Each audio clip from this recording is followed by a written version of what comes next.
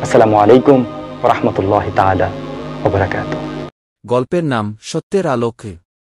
এক সময়ের কথা। এক গ্রামে বাস করত একটি ছোট ছেলে, নাম তার হাসান। হাসান খুব দুষ্টু ছিল, মিথ্যা বলত, পড়ালেখায় মন দিত না, আর নামাজও পড়ত না। তার মা সব সময় তাকে বুঝাত, বাবা, আল্লাহ সব সময় আমাদের দেখছেন।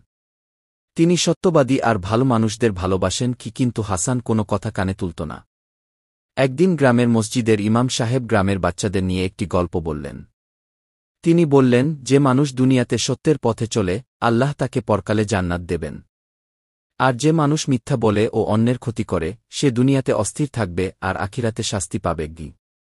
হাসান গল্পটা মন দিয়ে শুনল। সেই রাতে সে স্বপ্নে দেখল, এক অন্ধকার জায়গায় সে একা আছে, আর দূরে একটা আলো জ্বলছে।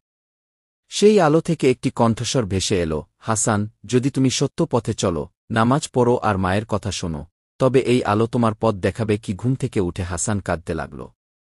সেই দিন থেকেই হাসানের জীবন বদলে গেল। সে আর মিথ্যা বলত না, নিয়মিত নামাজ পড়ত, পড়ালেখায় মন দিত, এবং সবচেয়ে বড় কথা, মায়ের কথা শুনত। ধীরে ধীরে সে গ্রামের সবার প্রিয় হয়ে উঠল। সবাই বলত, হাসান তো এখন সত্যের আলোয় আলোকিত। শিক্ষা, সত্য পথে চলা, নামাজ পড়া এবং মা বাবার কথা শোনা, এইগুলো একজন মুসলমানের জীবনে আল্লাহর রহমত ডেকে আনে। ভিডিওটি ভালো লাগলে একটি লাইক, কমেন্ট, শেয়ার করে দিবেন। আপনার একটি শেয়ার অন্য মুসলিম ভাইবোন বা অন্য ধর্মের ভাই বোন দেখার সুযোগ পাবে। চ্যানেলটি সাবস্ক্রাইবার করে দিবেন। সবাইকে ধন্যবাদ। আল্লাহ হাফেজ।